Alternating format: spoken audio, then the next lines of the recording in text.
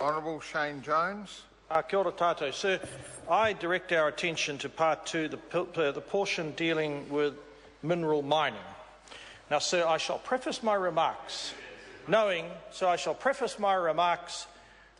that there are quite polarising views around this type of economic activity.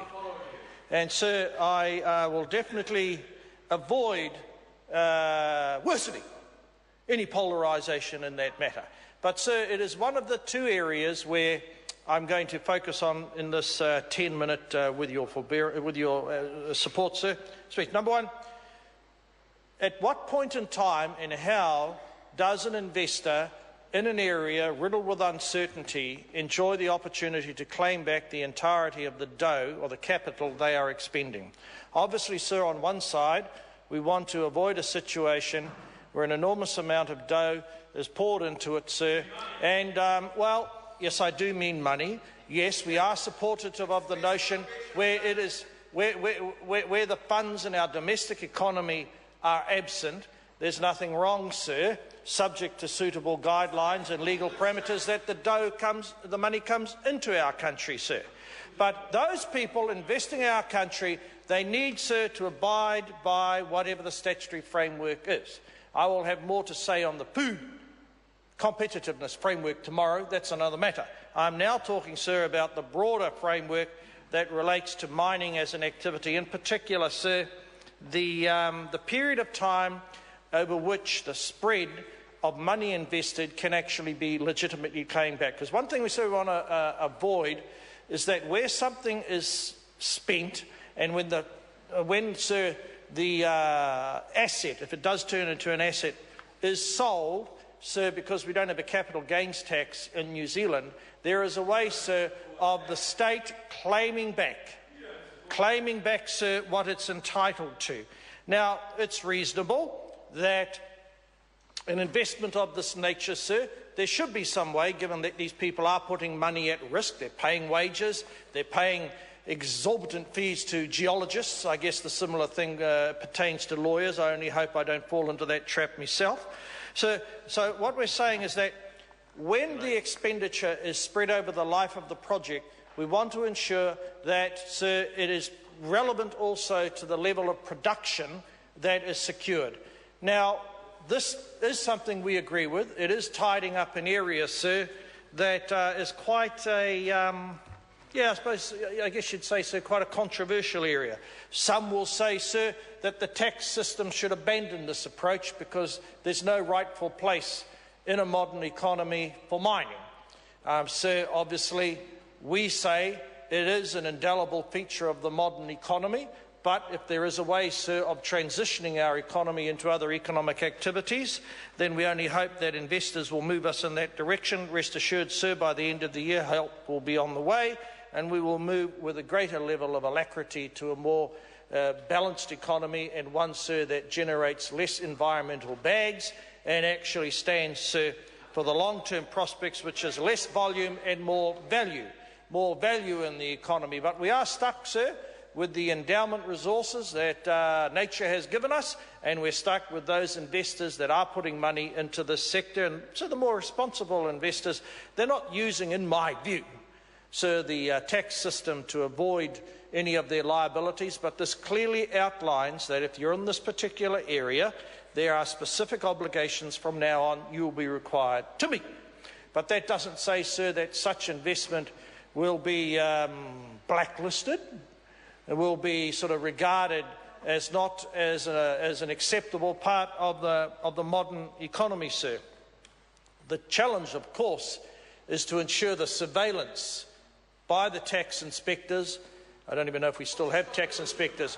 The surveillance, sir, actually is such that these measures are implemented in such a way that the corporate advisors, the accountancy advisors and the general counsel of the various firms, sir, investing huge amounts of money into the mining activity, understand what is the new regime and what their obligations are.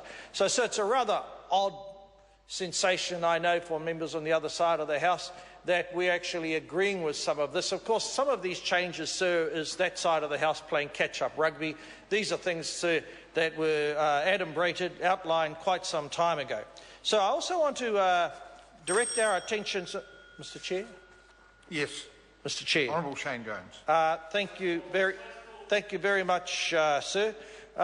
So I heard one of the animal kingdom squeak over there. Is there a need to call for first aid, sir?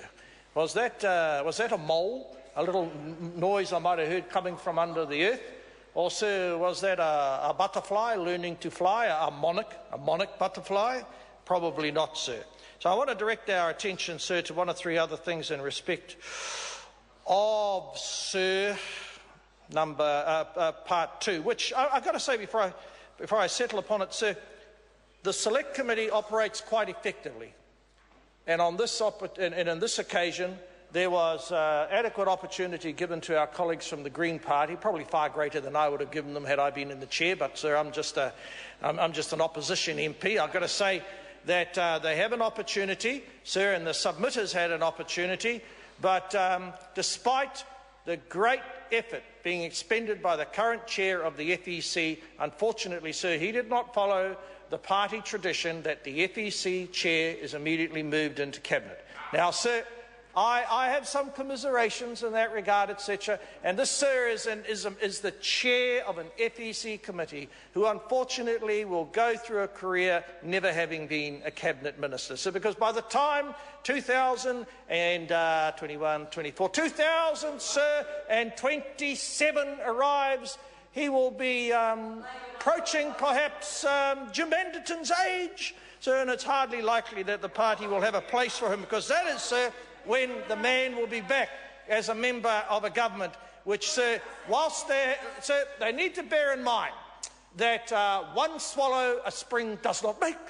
And so whilst that poll result over the weekend was difficult for me personally to swallow, sir, it is just a small ephemeral passing phase. The flagging fortune, sir, of that member's party will soon become evident once winter and autumn strike, interest rates go up, and a host of other woeful things beset us. But, sir, help is on the way.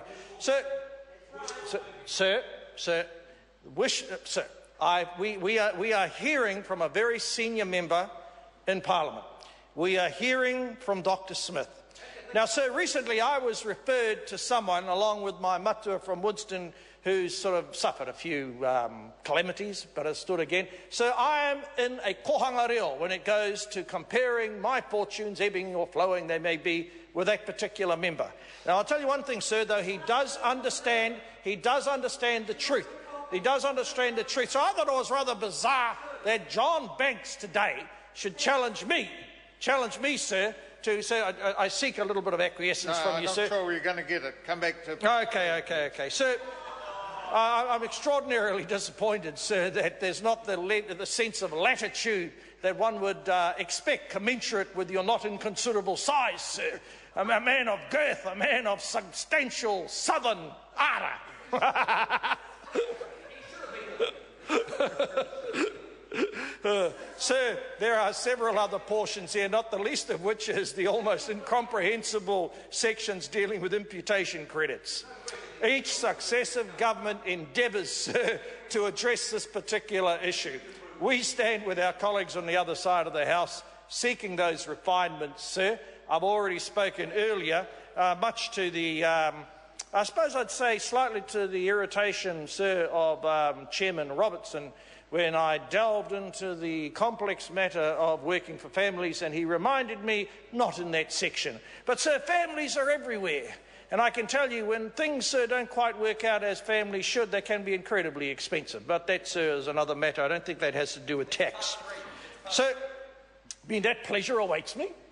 That pleasure awaits me. I only hope, sir, that I'm on the Maori News or something before part 3 arrives. So, sir, I would bring us back. I would bring us back to the somewhat technical sections. They do pertain to the minerals sector. Contrary to what is tossed around about us, sir, we do see that sector as being deserving of appropriate tax treatment. There's a fear, because of the long-term development rights associated and the need to put money into them year by year, that the tax system may not fully collect what it's entitled to do from those investors. I say, sir, providing people realise that the tax treatment of those investments, it has to be simple, it has to be clear, and if we do scare away investment, sir, how can we grow the country? Honourable Trevor Mallard. Mr Chairman, thank you.